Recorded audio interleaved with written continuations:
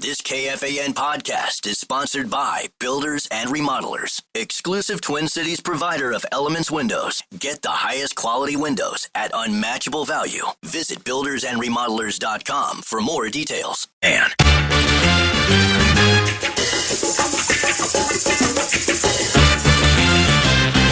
the 0-1. Swinging a drive, deep right field. Wallner's not even moving.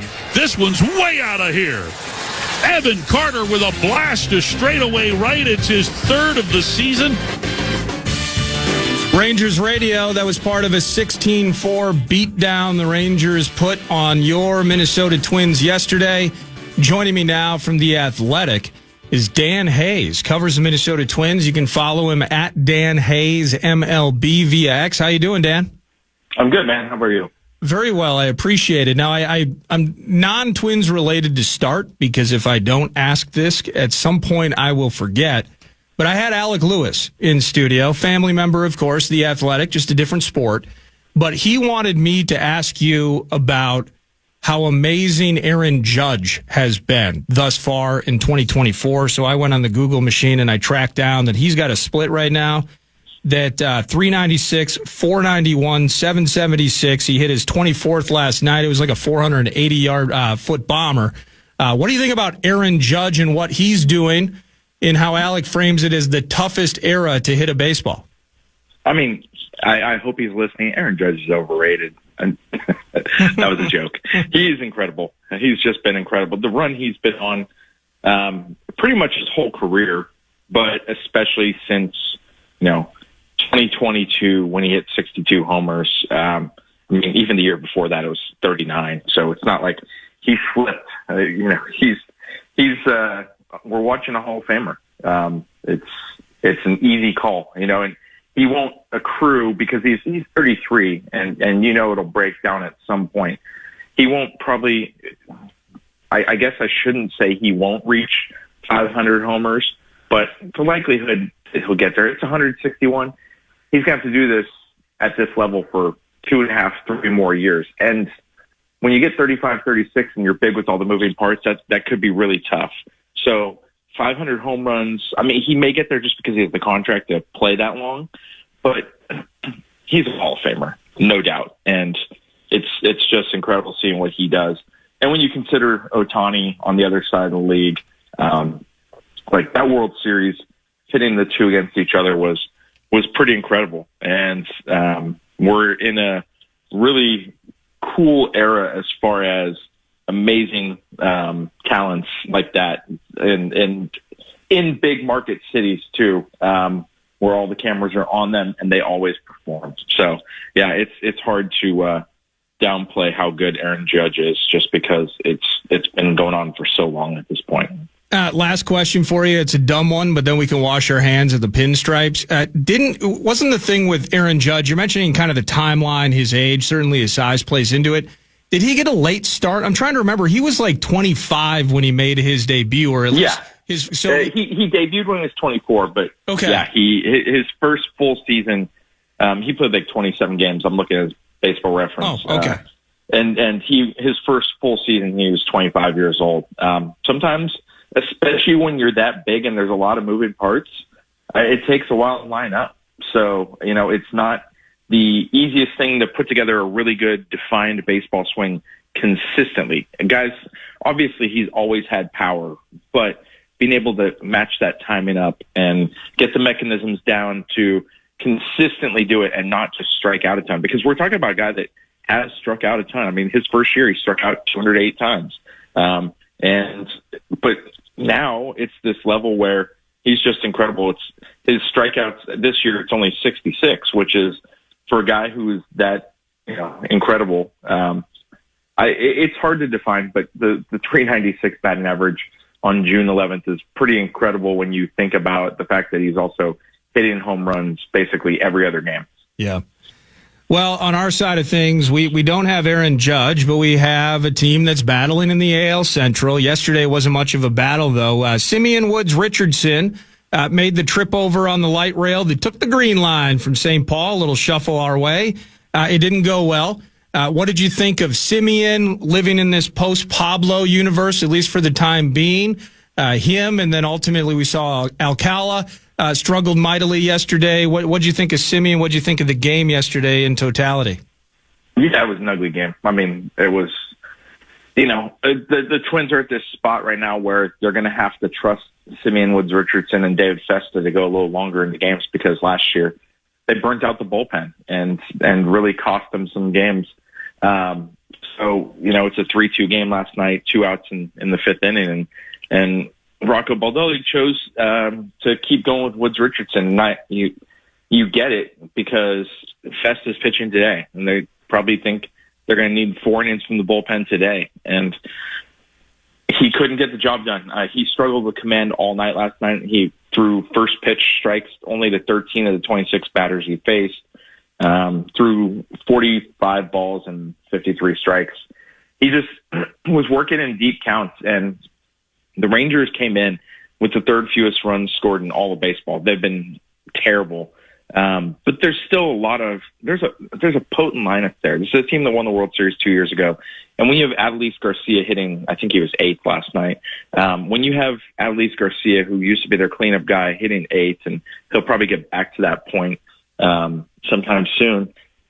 It's a good lineup, regardless of how bad they've been. And I think that, Simeon was just not very good. He just got himself into a lot of hitters counts and then had to come in, and the Rangers made him pay for it. And it got even worse against the bullpen. Justin Topaz actually had a pretty good year, but last night he struggled. He came in to clean up Woods-Richardson's mess and gave up 2 hits, and all of a sudden a 3-2 game is an 8-2 game. And once it became that point, we knew we were going to see the Alcalas end of the bullpen, and obviously Jonah Bride got in there, position player.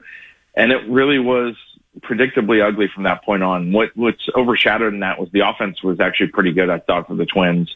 There was a lot of hard contacts. Tyler Mahle came in with a 2.02 ERA. The Twins hit him hard, and there were a few spectacular plays in center field that took some. I think Larnach had a hit robbed, and somebody else did. Twins easily could have scored 6 or 7 runs in that game. They hit the ball that well.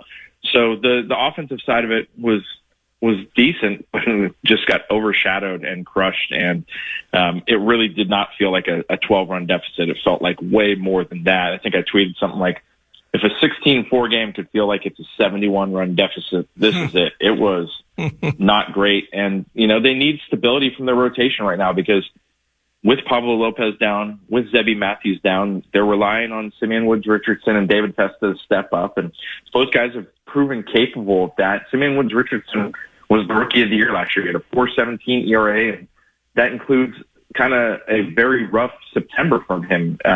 He basically kept them afloat into August when all those pitcher injuries happened last year. So it's in there. They got to figure out a way to unlock it. They sent him to the minors earlier in May to work on a splitter, and he only threw that split fastball 5 times last night. 4 of them were balls. So it's a work in progress, but unfortunately the Twins need results now. Yeah, maybe I'm late to the party with this, but Alcala, and you could tell me if I'm being too hard on him, but kind of up and down run with him, really. I mean, 2020, 2021, looks like a solid contributor. I think he got off to a good start last year, but kind of going back to last summer, Dan, he's been unreliable and mostly bad. What's up with Alcala? Yeah, you know what? He was outstanding last year until August, like the second half. I think he gave up 8 home runs in the second half of the season. They can't just give up on him, because that power arm, has so much potential. But I would imagine that they are ready to have him help him facilitate a change of scenery. I don't know if that's DFA or if it is a trade. It probably will have to be DFA, because he's got a little bit of a salary attached to next year, which no team's going to claim him probably off the waiver wire. So the Twins probably will just have to eat it, or eat part of that salary in making a trade. But it certainly is not optimal. And this team really, it's unfortunate, because Travis Adams came up and they need a long man right now. And we'll see if, especially with Festa and Woods-Richardson in the rotation, whether or not, they sent Adams down after being up for without pitching in a game. If Michael Tonkin's ready, that's what they brought him in for, so we might see him. But, I just wonder if Alcala wouldn't benefit from a change of scenery. And I wouldn't be shocked if he went somewhere and actually was good. Last year it was weird. He pitched 1 inning some days, 2 innings on others. That's just what they needed. But I don't think he ever really has excelled since he's been in the majors with the Twins. And the arm is live. He still struggles pitching the lefties. At some point, you got to just move on. And it just, again, the salary makes it tough because it's like $1 million is owed to him next year, $1 million plus. And I don't think a team is going to pick that up for the guy with an 8.88 ERA. Yeah. But just with the way the bullpen functions, they need a long man. So it wouldn't shock me if he's moved sometime very soon, very, very soon. Dan Hayes of The Athletic. Follow him at Dan Hayes MLB. To the other side of things here, Correa's back. Is it maintenance mode with him? It kind of popped up last week. I think he missed a game or two. Maybe it was the last one in Oakland or Sacramento, wherever the heck they're playing with the A's these days. And then maybe the first one in the Blue Jays. Are we maintenance mode with Correa? I would like to see some evidence. I mean, he's been a couple hits here or there since he's returned. I think he's got, actually I'm looking it up because I was off this weekend. I was enjoying beautiful Lake Tahoe, California after the Sacramento series. Sounds awesome. He's 4 for 13 since he came back. And last night there was a double in there. I think the back should be fine. He's had back problems before, but he has an extensive back routine for that. He said it was a different area. I was in Sacramento, and unlike other guys, he will have issues with the batter's box in Sacramento because he doesn't wear the metal cleats because of plantar fasciitis in both his feet. And he has moldings, which basically keep his feet much healthier. And we've seen that this year. Basically, he slipped, and he could tell that he was overcompensating in his swing with his back, and he in a different area. And, this is a guy that is very dialed in on his body and knowing where, the things he's felt. Clearly, he's dealt with a lot over his career. He could tell his back was feeling it, and so then he went to the indoor cage to test it out and see how he felt swinging in the indoor cage, and he felt fine when he was. So he determined it was the batter's box in Sacramento, which a ton of players across the league have said is feels like cement. The dirt in general in Sacramento is not great. The mound, people were talking about that feeling like cement. Joe Ryan questioned whether or not it played a role in Pablo Lopez's injury. The issue is, this has been a ballpark that's been in the minor leagues for 20 plus years. The problem is now there's 156 games being played on that dirt, and it's not being kind of kept up the way. There's extra maintenance basically, and you can't water it and expect it not to turn mush, because if you overwater it, it turns to mush. And the problem is where you are in Central California. It was only 87 this week. It's going to be 106 was the average temperature in July in Sacramento last year. So it's going to dry out. And I think there's going to be a lot of issues this summer for teams there because you're facing, like, everybody was slipping in the dirt at home plate when they're swinging. And so Correa, because of those moldings, basically the back acted up. Most guys wear cleats. They won't have that problem. But like he said, guys that wear moldings, it's absolutely going to happen. And I think the pitcher injuries is going to be something that's going to be interesting to see. But right now there's a shutdown. Like, this was a planned shutdown by MLB. They knew that the field would take a beating in Sacramento. So right now, even though AAA Sacramento is supposed to be home, they're playing their home games on the road in Tacoma, and the park is getting its first breather. And then there's another one scheduled for the All-Star break in July. So they're trying to manage it as best they can, but 156 games is going to take its toll on that dirt. There's no question. And I think we'll see many more issues like this. But anyways, getting back to Correa, I think it's manageable. Look, he's already shown he took 3 games off, the 2 in Sacramento and the 1 at home. He's 4 for 13. He made a couple nice plays defensively last night. He also had that one rocket that ate him up, but I think he's fine physically. He knew he would be. He wasn't worried because it was a different area of the back. So we'll see going forward, obviously, but I think he's okay. Hey, Ty France on the positive side of things, he looks like he's on pace. Let's call him an 80, 90 RBI guy potentially. Is that a win based on what was expected or anticipated with Ty? I think so.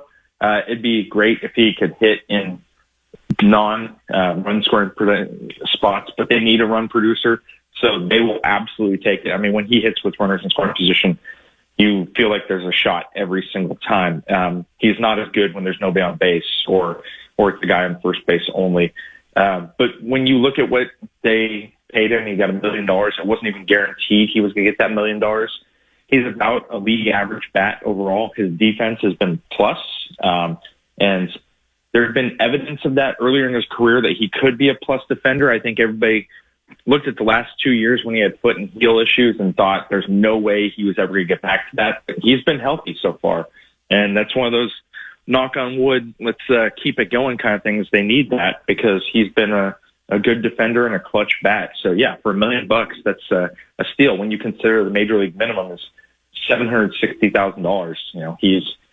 They knew what they were doing when taking a chance on him because he's had that bat be good before and really good. I think he was like for 3 years, his OPS plus was 125.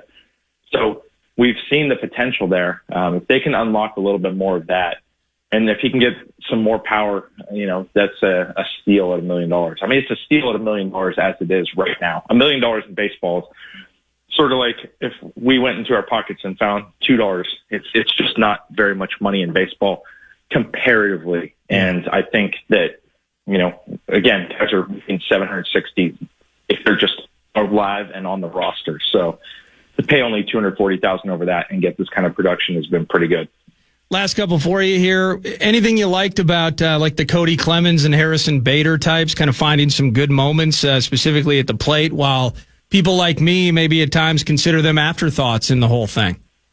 Yeah, Clemens is more found money. I mean, they claimed him, and they probably paid $100,000 to acquire him in a trade. He was DFA'd and looking for a home, and he certainly provided a bunch of big moments for them. I mean, for him to come in, essentially win or tie 4 games in that 2-week stretch, you did your job, and really he's found a home in the clubhouse too. Guys love him. He's just, I think maybe there's some swagger that comes with being Roger Clemens' kid and just knowing what baseball is like at that level, but he really is a good teammate. Guys love him. He loves to talk a little trash. Apparently he's got a nasty serve in ping pong. And lets Brooks Lee know about it all the time. So, he's adding something on that end beyond, playing really well for them, especially for, a 3-4 week stretch there. Harrison Bader, clearly they brought him in. It was more defensive minded, and he's absolutely lived up to that billing on the defensive side, but the bats played better than I think they expected, and they've been very happy with what he's given them. They knew the formula from 2 years ago with Michael A. Taylor being brought in as Byron Buxton insurance, just defensively in center field.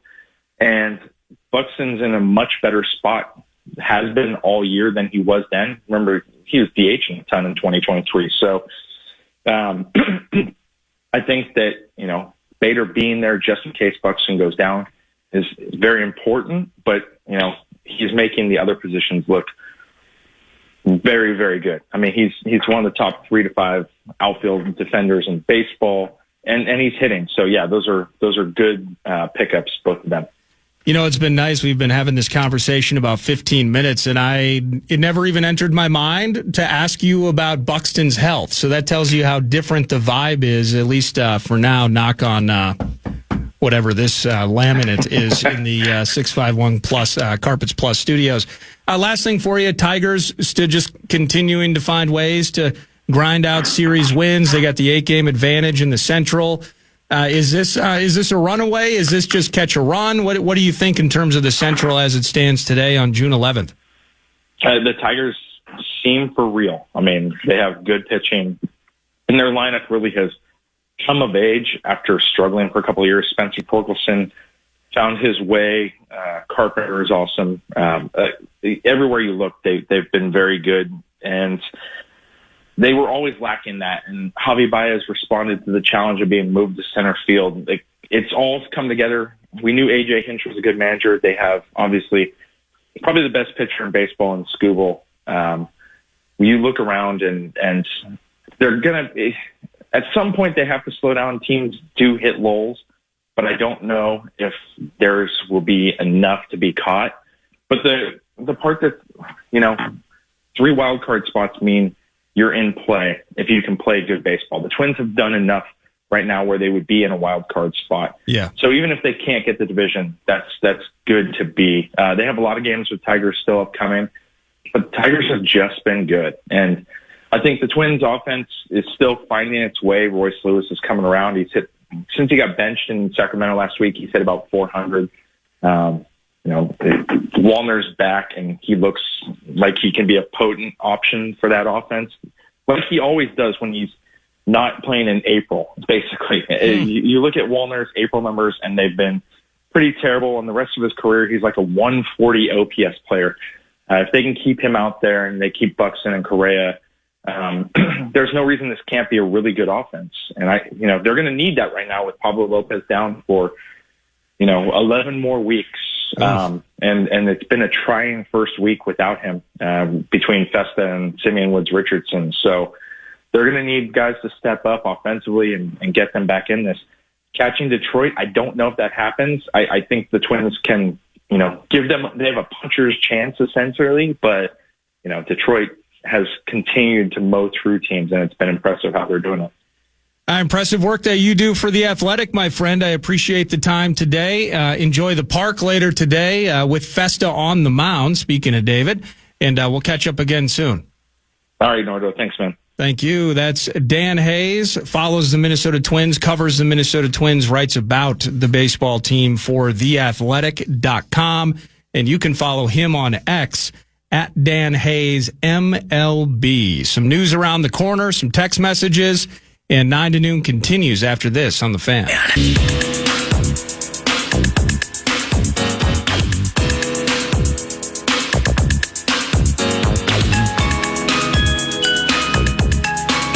Nordo in for PA 9 to noon. Text messages always appreciated, 64686. I saw you favorited one, Brett, in the text machine. Yeah? Does Scanner Squawk still do that at Lambeau on Packers game days? I'm not sure. Okay. Are you familiar with Scanner Squawk? No. Okay. Should I be? Well, and again, I don't know if it's still a thing, but years and years ago, this individual on Twitter would just transcribe and post what he heard over the police scanner on game days at Lambeau. And that goes in line with what I had joked about at the beginning of the show. What are some completely ridiculous, yet also completely believable reasons that the host is out today, if not for vocal maintenance?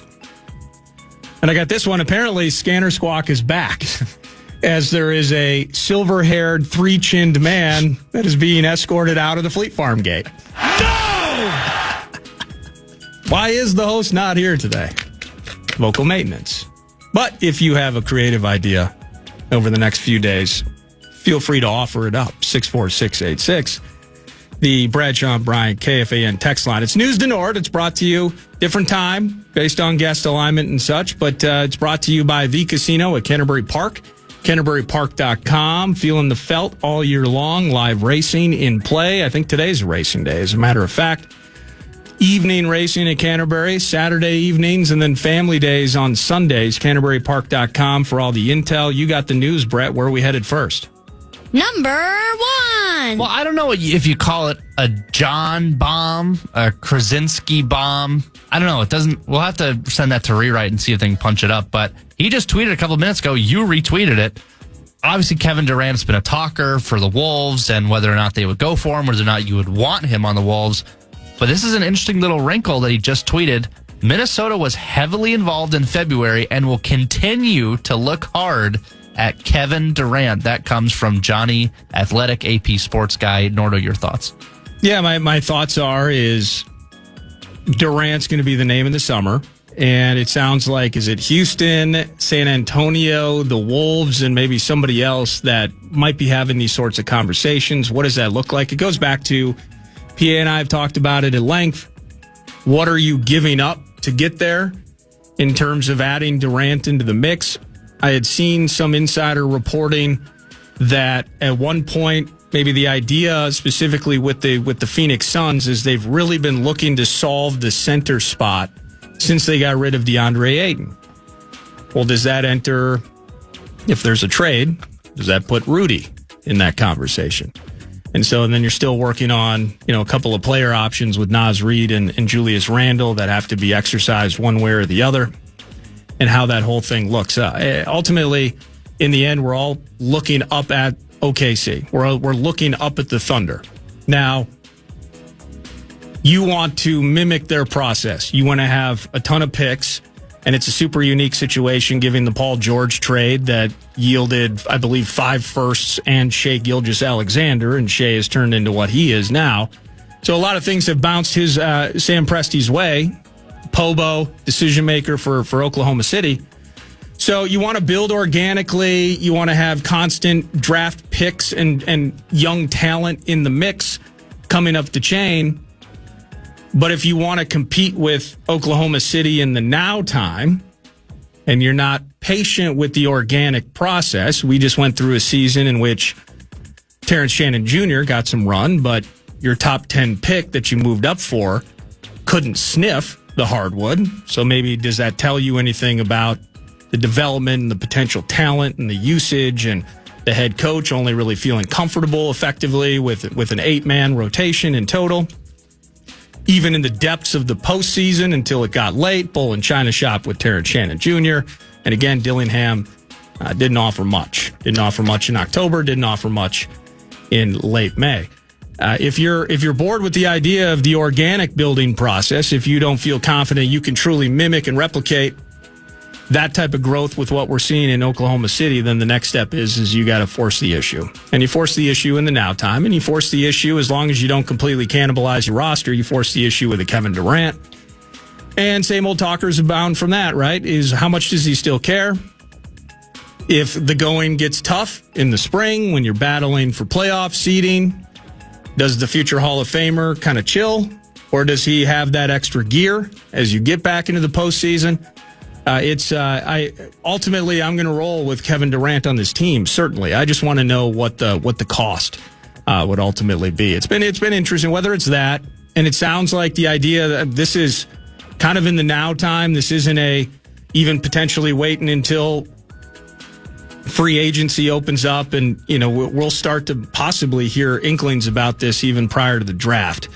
Probably because some picks might be part of that conversation as well. So. I'm not against Kevin Durant on this team, but interesting times. They get rid of Tibbs, and Tibbs is out in New York and all of that. But there was also some news that the Knicks are now reaching out to teams, and I think Ime Udoka, the head coach in Houston, was one. The Rockets rightfully denied that request. The Knicks wanting to interview him. The Knicks wanted to interview Chris Finch, and the Wolves said, "No, thank you." And moving on from that. The Knicks really put themselves in an awful position here. You go to the Western Conference Finals, the best run you've had in a quarter century. You fire the coach, kind of making a statement that whatever this incarnation of the Knicks was, it wasn't good enough. Well, now who are you going to get? And what does that look like into 2025/2026? Disastrous there. So kind of an interesting time right now in the hoops realm for both the Knicks and your Minnesota Timberwolves. Number 2. We'll just keep it with the hoops realm, as you call it. Oklahoma City, Indiana, Game 3 tonight, 7:30. Thunder favored by 5.5 points is the spread. Who do you like in this Game 3 matchup in Indy? I like OKC. Both games, sans the late stage comeback and the heroic Halliburton shot in Game 1, both games have kind of trended the same way. Elite work by the Pacers in Game 1, cutting down on the shooting, for Oklahoma City, sub 40% in that game. But game 2 was similar, but different in the respect that ultimately OKC took that 10-point lead and didn't relinquish it slowly over the course of the fourth quarter. They just expanded on it, and it became blowout territory.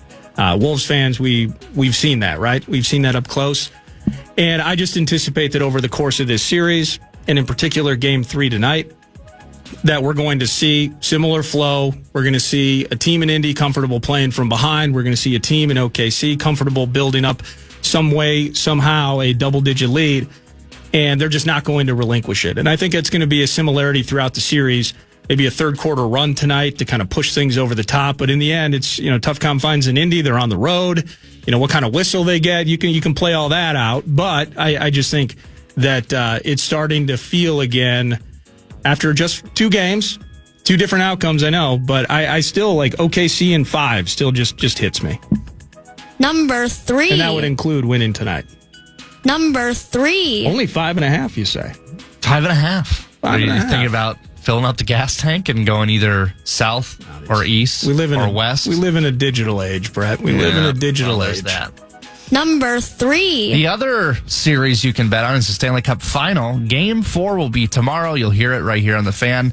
I opened my big mouth and said that every game of this series is going to be dramatic and that it's going to go to 7, which it still probably will go to 7. Serves me right because Game 3 was a disaster. Edmonton embarrassed themselves in Miami in Sunrise, completely losing their composure, losing their cool, and just getting into a full Donnybrook after getting essentially dominated the entire game. I think the final was 5-1 off the top of my head. But tomorrow, 7 o'clock. 6-1. That's right. Yeah. I forgot about the 6-1. Tomorrow, 7 o'clock. Pregame, I believe, 6:30 right here on the Fan. I knew exactly what you meant. What an arbitrary correction that I made. Yeah, I know. But that's, I apologize. Oh, we get texts, yeah. Covenant cleanup. An opportunity for you to play it. Oh, you won't play the song. Do you want me to? I don't want you to play the song. Okay. I don't like hearing my own voice. I love it. What a terrible path that I put myself on when I can't stand my own voice. Let me ask you this. So we talked about it yesterday, kind of the idea, because it was embarrassing. The Donnybrook, as you mentioned, the fighting and everything, it was just a complete meltdown. Take your puck and go home type of thing. But we're not going to go home without throwing a couple punches in first. Is that something where they've lost the plot mentally to such a degree that you could say that it's over? That in some ways, I know they didn't lose the series the other night, but in some ways mentally they did?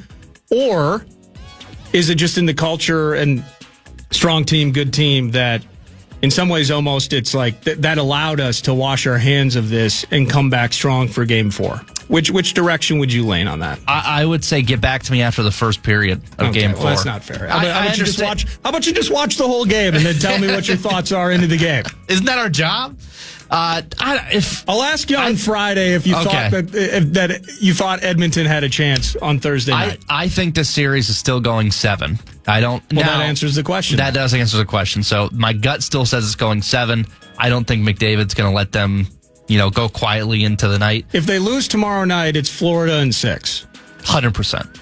Because then Edmonton comes home. Yep. Your favorite Oilers girl in the mix. Crowd's rowdy. They stave off elimination, and then Florida wins on the turnaround in South Beach. Yeah, they'll try to get a pair of wins, but it's not going to happen. So they have to win tomorrow, I think, or it's Florida in 6. That's news du Nord. Or did you have anything else? No, that's it. We're good. Okay, if you want to complain about the U.S. men's national team, we could do that. We did cover the Minnesota Twins losers last night. As I was joking with Dan Hayes, the team, I think they had won all those games in a row, 13 games in a row, yes. And now they've kind of been a mid-lane, if not sub-500 team since then. And it's battling, it's back maintenance for Correa, although he's still finding his way. Extra base hit yesterday, that's cool. Ty France with runners in scoring position. The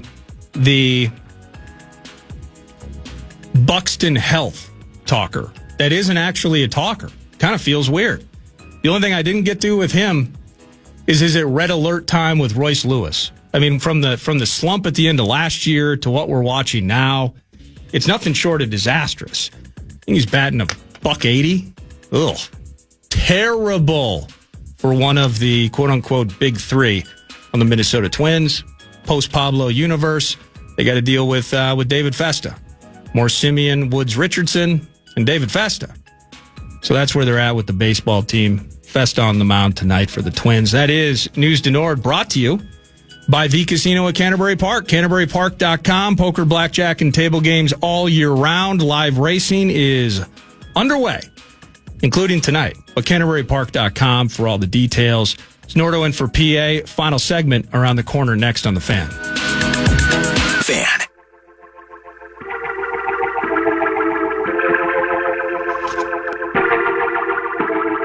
Turns out PA was out today. He was finally running that shirtless 40-yard dash and paying up on a bet.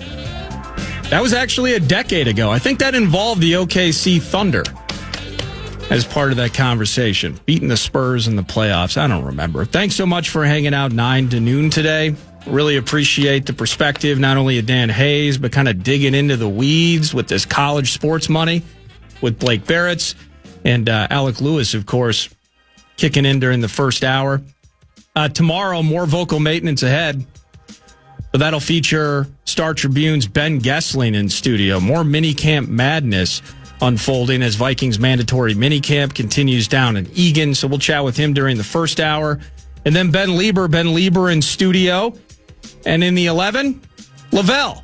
Track down Lavelle. What's Lavelle Neal up to? The columnist. A potpourri hour indeed, with Lavelle wrapping things up tomorrow. Thank you to Brett Blakemore for producing. And thank you for listening. I'm Nordo, in for PA again tomorrow. The program is next. Have an awesome afternoon. Appreciate you listening to The Fan.